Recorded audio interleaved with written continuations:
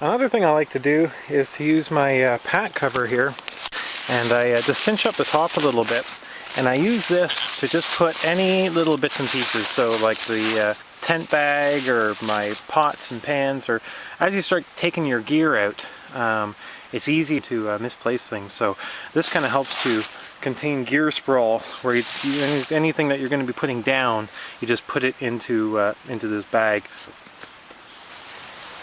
So now we just need to get some firewood, and what I use for that is this saw right here. It's called the Saw Viver by Trailblazer, and this thing works great. It's quite light, and the blade is inside the body of the saw here. Then you take this side here and you just flip these around like so. The blade then just hooks on to some little holes here, and then you just tighten it up. Now we're good to go. You're generally going to want to get standing dead. It just needs to be off of the ground, but it doesn't have to be perfect. Like in this particular case, there's one right here I just noticed. Now this guy's on the ground, but he would actually, this would be fine. You'll just feel if it's damp or not. And the thing is, even if something is a little punky, like if it is starting to get a little rotten, that will do in a pinch once you get it going with better wood. So once you get your fire going, then you can start throwing on some other wood that isn't quite as good a quality. So this one here is a good one, and I'm going to actually bring that back to the site. But what I have my eye on here are these guys. They're dead.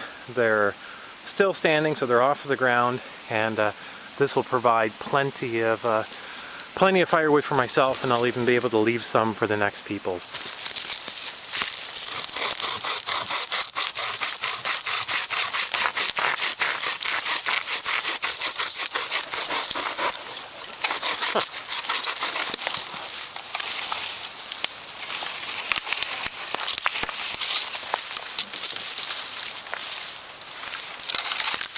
That's relatively punky wood, but especially the top of it will be enough to get things going, and it should do the trick for tonight, along with this other one over here. So here's our modest wood pile. I really don't need that much for the evening. I don't usually start it until it starts getting dark, and I don't stay up for too long anyways. So now I think all we have left is to make up something to eat. I'm going to make a lemon pasta. It's actually a really simple recipe. It's just got lemon zest, olive oil, basil, and a couple other things. You can actually find it on www.maddythegoose.com under the food section and the recipes. So I'll just pour in the sauce here with the oil. And we've got a little bit of pepper in there. And we've got some Parmesan cheese here.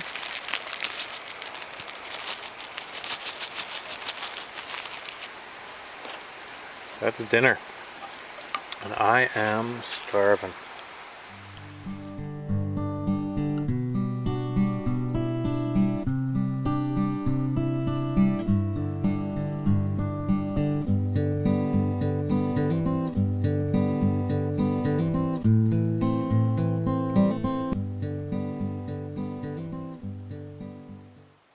Pretty much just finished everything up. I just made up some bannock. This will be for tomorrow. I'll have a slice of this for breakfast, and then the rest of it I'll snack on throughout the day. I just made up my Nalgene full of tea, and I'm just enjoying that around the fire. I don't think I'm going to be up for too much longer. I am pretty whooped. Anyways, Maddie's gonna have a little rest here. Now this is why we hang a bear bag. Little guys who eat into your pack and just cause all sorts of damage. He loves this table. I'm sure he must have had luck up here before. Really waking up to a beautiful morning here. Don't know if you can see the fog just lightly lifting off the water there. I'm just going to get some coffee ready. First things first, of course, Maddie's just having her breakfast. I'm always working on my food and what I need for the day, and this is what I have it down to now for my solo trips. This is what I'm comfortable with. Is I have I make up my bannock. I have a little slice of the bannock in the morning. Sometimes I'll have two, whatever. And then I've got 2 cheese sticks, 2 meat sticks, 3 ounces of gorp, a fruit bar, and some M&Ms. And that is basically lunch that I have throughout the day. And this seems to be a good amount. I also will just sometimes throw in for longer trips a few granola bars. Maybe one for every 2 or 3 days. Just so that way if we have an extra long day, I'll always have like a little bit of extra that I can dip into. Okay, Goose, let's go.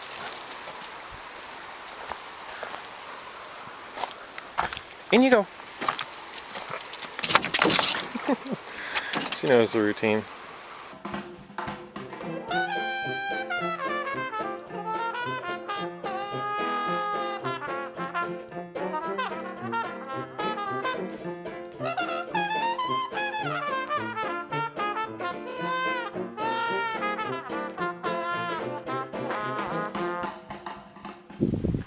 You kind of forget just how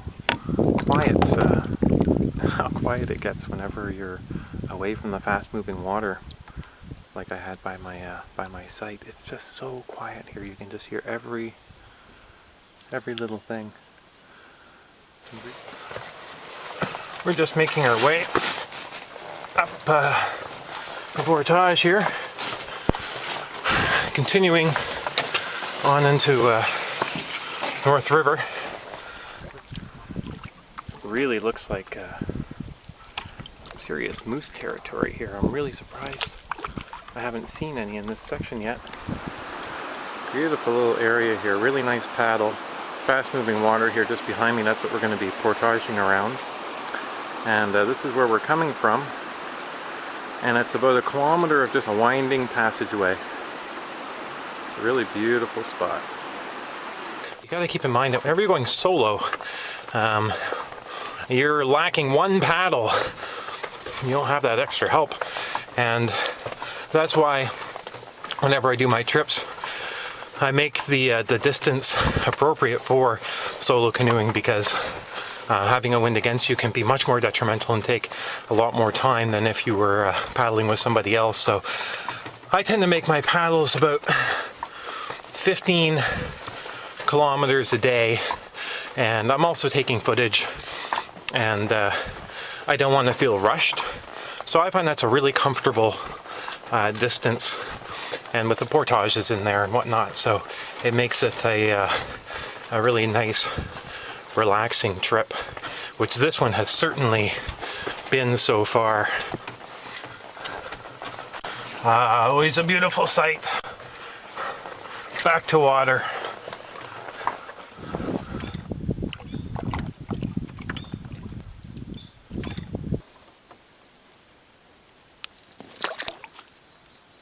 Well, I must be doing something right to deserve what I'm getting here. This is our second day, and the weather is just as good as it was yesterday. Just glass all day. This is like 1:30 in the afternoon right now. Maddy's just cooling off here. Had a little while in the boat, so nice to see her self-regulating her temperature. Allen Lake. We meet again. Nice put in here too. I think I'm gonna have to go for a swim soon. Starting to really heat up. It's about 25 degrees right now, which is not too bad, but the sun is just full out all day, so you really start to feel it.